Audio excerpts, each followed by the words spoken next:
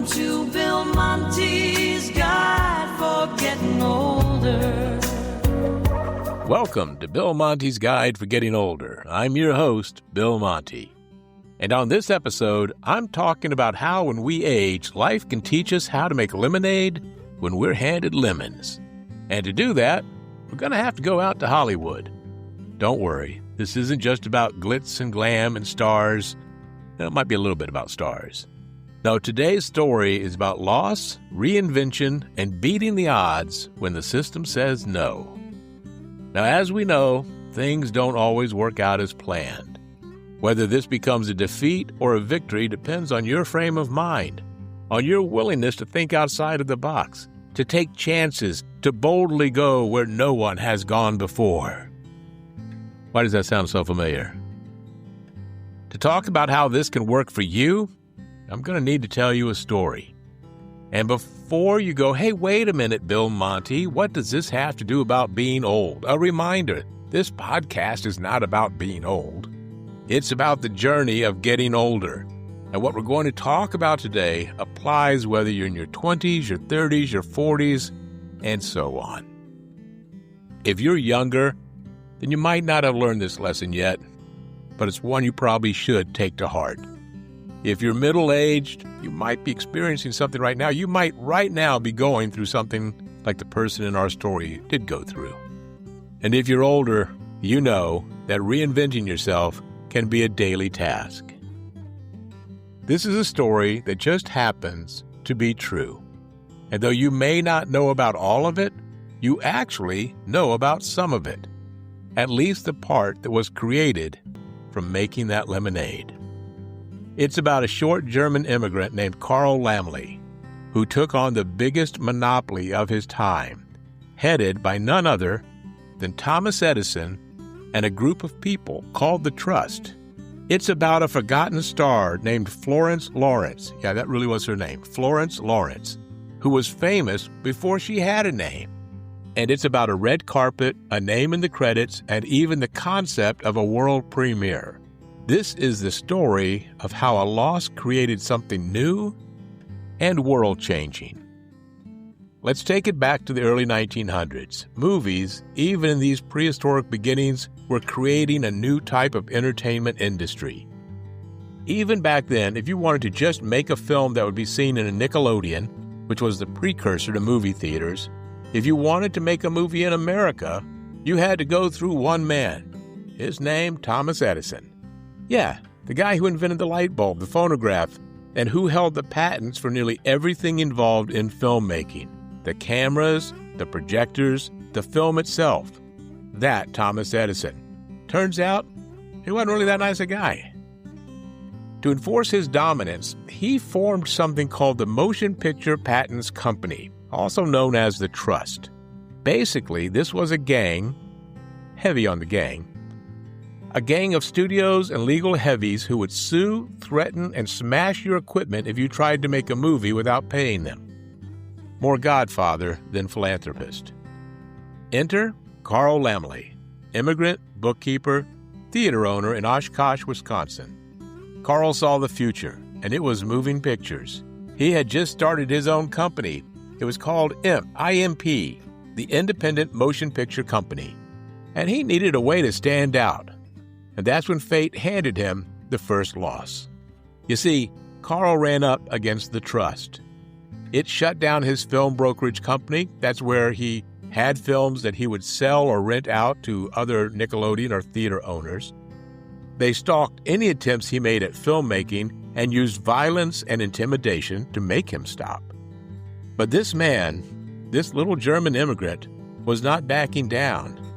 He kept finding new ways to get around them, but this meant always being on guard, never relaxing, and he needed the next new thing.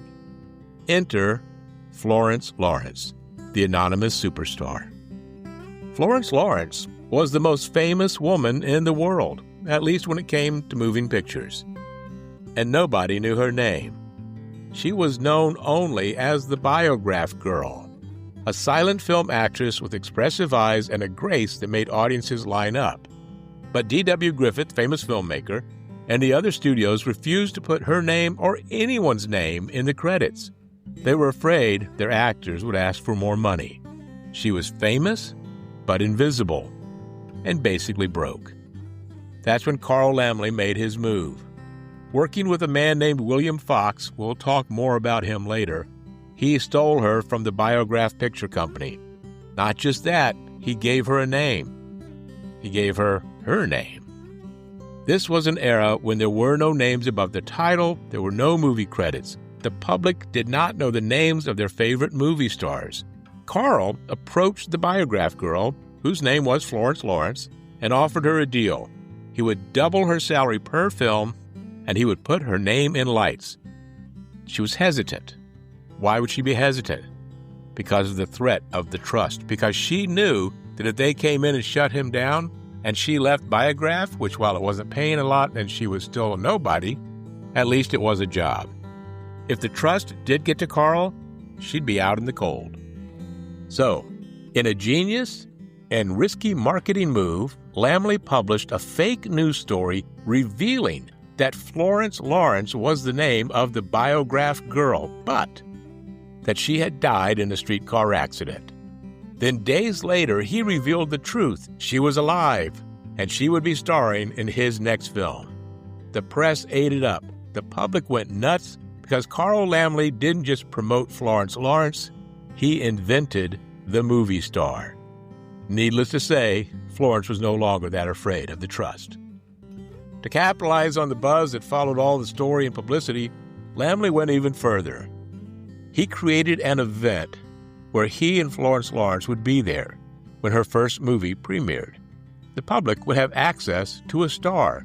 What he didn't count on was how successful it would be. Believing that only a few people would show up, there was no security, no way to ensure a smooth event. The result was that both Laemmle and his star were almost mobbed by the hundreds of people getting their first look at a movie star. What to do? Easy. Invent the movie premiere and do it right this time.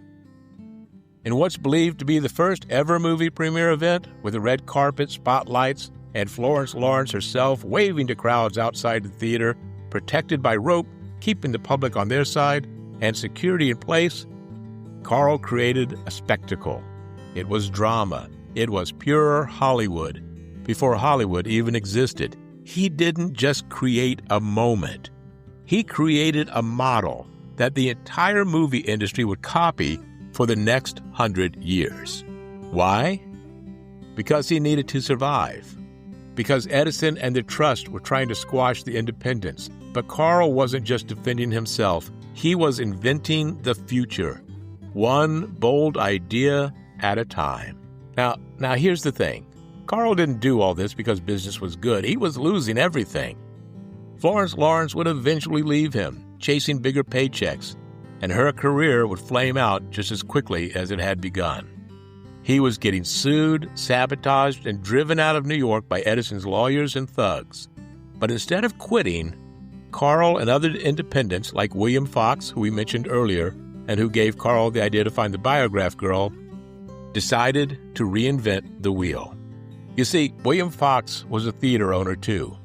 He hated the monopoly that the Trust represented. When it tried to shut him out, he sued them, and he won. They were destroyed. He invested in independent filmmaking, expanded distribution, and eventually started his own studio. Unlike Carl Laemmle, he believed the future was in spectacle and storytelling outside of the Trust's control. Fox would pioneer newsreels, invest in sound on film, and help shape what became 20th Century Fox. In looking to the future, William Fox, Carl Laemmle, and others moved west to a little town called Hollywood. They built new studios. They created new systems. But make no mistake, again, it all came from a place of loss, resistance, and risk. And in 1912, Carl Laemmle merged his company with others to form a new beast. You might have heard of it, Universal Pictures. Now you might be wondering, Bill, Why are we talking about silent film moguls on a podcast about getting older? Because it's about reinvention, especially in the face of loss. It is timeless. Carl Laemmle lost his business. He started another one. He lost his star, lost control, got sued, but he didn't just recover, he changed the game. And that's something to think about when you lose a job, a project, a relationship, or even hope. Because that, my friends, happens to all of us, no matter our age. But as we get older, we sometimes forget that we still have the power to change our stories, to reinvent not only our situation, but our narrative. Because the next big thing, it doesn't always start with a dream. Sometimes it starts with a disaster. Carl Laemmle did not just invent Universal Studios. He invented a way of thinking. What can I create out of what they took from me? And that's a story worth remembering. I hope that you'll remember this the next time things seem bleak or even hopeless. I also hope that you'll remember to hit that subscribe or follow button so that you can be informed when our next episode drops. Please comment and share. This does help our podcast to grow. If you enjoyed this episode, I hope you'll also give my other podcast a try, Tales from South Florida, which you can find at talesfromsouthflorida.com. Until we meet again, please remember this too. Be safe and be kind whenever possible, because it's always possible. If it's warm outside but you're feeling colder, not sure what to do without a friendly shoulder, you're not alone, so start feeling bolder. Welcome to Bill Monty's Guide for Getting Older. Free audio post-production by alphonic.com.